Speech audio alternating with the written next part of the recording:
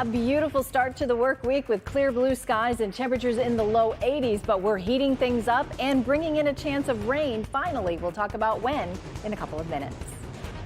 Thanks, Kim. Also, state police describe road rage drama surrounding shots fired on I-94. We're going to talk about information they just released, and here's Paula.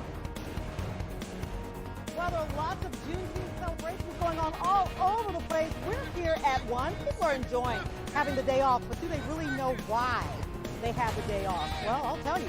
These stories and more happening right now on Local 4 First at 4. Live from downtown Detroit, Local 4 News First at 4 starts now. Good afternoon, everybody. I'm Karen Drew, First at 4. You may have seen this. The Michigan State Police, they were fanning out all across I-94 looking for evidence after a report of shots fired. Now, they just released some new information about an apparent road rage incident involving an off-duty Detroit police officer. They say the officer was driving westbound on I-94 from Vernier with a passenger. Then another driver started, quote, road raging, throwing bottles and objects at the officer's private vehicle near Gratiot. The victim says he heard a pop and then discovered his car was hit by gunfire. He got off the freeway. One bullet seems to be lodged in that car. No one was injured. Right now, no one's in custody. Police aren't sharing a description of the other vehicle just yet. Westbound I-94 has just reopened at Outer Drive. New questions this afternoon are emerging about the city of Detroit's response to a shooting that left 4 teenagers hospitalized over the weekend. It happened about 10 o'clock last night on the city's west side on Roselawn near Grand River and I-96. So 2 teens were rushed to the hospital. 2 others were taken privately. Sources say police were told by dispatch that no EMS units were available to respond when that shooting was first called in, and 8 different emergency units were closed down because of a lack of manpower. Now, we have reported this issue in the past, and today we are investigating that part of the story. Even as police are searching for that motive and a suspect in the shooting, 2 of the teens are in critical condition at this hour. The others are in serious condition. Make sure to stay tuned for live updates at 5 and 6. We'll keep you updated on that. Detroit police also investigating a chase that ended with a Dodge Durango crashing into a home in southwest Detroit. Sky 4 was over the scene this morning. 2 people in custody. The Durango was stolen. The chase started over at East Grand Boulevard and Mount Elliott, and then just came to an end at West Grand Boulevard and Buchanan. The homeowner and his mother were inside when they heard the crash, but they were not injured. Well, we have been talking about thefts of certain Kia and Hyundai cars for a long time now, and now another local town is offering some protection to affected owners. This time around, it is the city of Berkeley. The Department of Public Safety says it reached out to Kia Corporate for some steering wheel locks. They will be given away for free at Public Safety's front desk. The locks are for Berkeley residents only, and you will need to bring your registration to show that your vehicle is affected. Theft skyrocketed after a TikTok challenge showed certain models can be stolen more easily because they lack an engine immobilizer that prevents the engine from starting without a paired key. Now, it's first come, first serve for those locks, and supplies are limited. Again, that story coming out of Berkeley for us this afternoon.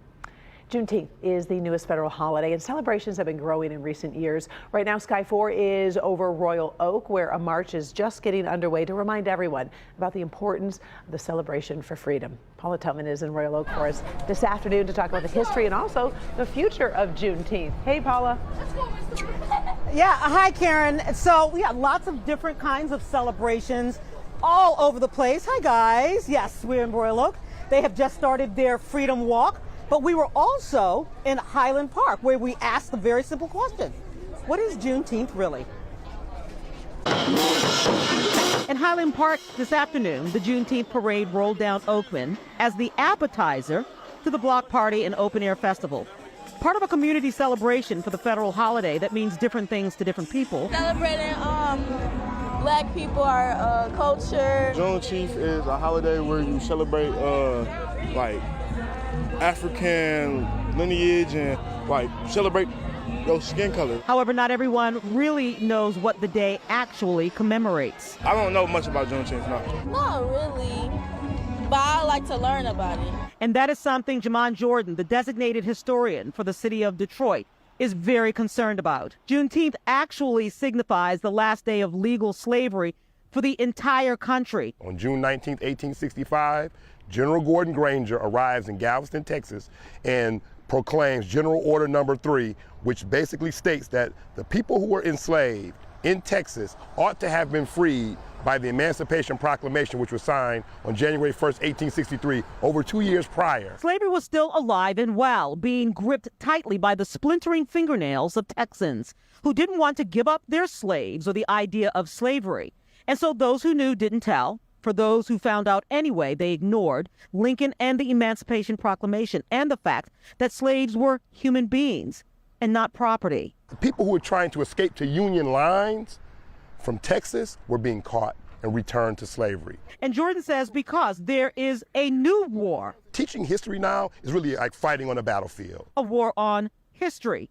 Because there are so many people, powerful people, Congress people, people in the state legislature, people who governors of other states, people who are head of school boards throughout the country who are trying to remove this part of history. First, the fight against slavery and the issue that there was slavery in the United States in the first place. Juneteenth and understanding what it really is, he says, is more important than ever. We can't be bystanders in this battle. We have to take a stand and declare that this history has to be taught. And there's a shot of the Freedom Walk from Chopper 4. The Chopper 4 can keep up with those folks. They are moving fast. We're not able to keep up with them, but again, some very, very important information on Juneteenth, why it is important to understand its origins, where it is right now, but also where history really does fit into our present, our right now, our future. Karen? From Highland Park to Royal Oak, obviously our coverage of Juneteenth will continue tonight at 5 and 6. We appreciate it. Thanks very much, Paula. Well, it has been a great day for those outdoor Juneteenth events. We're stuck in a pretty comfortable rut for much of the week. Nobody's complaining. Kim Adams is here with our first. The only complaints I'm hearing right now are from people who would really like to stop having to water their lawns and let Mother Nature do it for them. We do need some rain around here, and it looks like we might get a little bit toward the end of the week, but the next several days fairly dry. 83 at City Airport, 80 in Mount Clemens, 81 in Pontiac. About the same as yesterday, just a little bit warmer by a degree or so, with the exception of Grosse Ile, which right now is 11 degrees warmer than yesterday. Tomorrow we make it into the mid 80s, so it is going to be even warmer tomorrow. Lots of sunshine once again and no rain as those highs climb into the mid 80s. They'll start to fall off in the evening, but staying pretty mild even through 8 o'clock tomorrow night. I'll have a look at the tropics and a look at the rain chances over the next 7 days in just a couple of minutes. Good afternoon. Well, a high-powered meeting between Secretary of State Antony Blinken and China's president leads to progress, but there is still a critical gap in communication.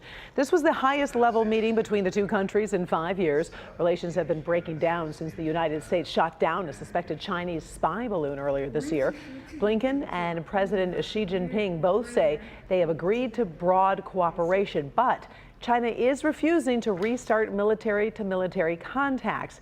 Blinken offered this update to reporters after the meeting ended. In every meeting, I stress that direct engagement and sustained communication at senior levels is the best way to responsibly manage our differences and ensure that competition does not veer into conflict. And I heard the same from my Chinese counterparts. We both agree on the need to stabilize our relationship. The two countries agreed to keep talking, but the U.S. feels that military-to-military contact is critical to avoid any accidental conflicts, especially over the hot-button issue of Taiwan. President Joe Biden getting down to the business of winning another term. In politics, you know that means fundraising. The president will be in California tonight. He is scheduled to hold 4 fundraisers in the San Francisco area. It is part of a big push by the president, First Lady, Vice President Kamala Harris, and her husband as well. President Biden will talk about his accomplishments, also looking for support in 2024. Rising pop singer going viral after a surprising attack during a concert. You'll see what happened just before she was rushed from the stage. Also, it's a combination some people probably didn't see coming, mixing religion and drag queens. First, a developing mystery in the North Atlantic Ocean today. A small submarine missing during a trip to see the wreckage of the Titanic. What we know so far, next.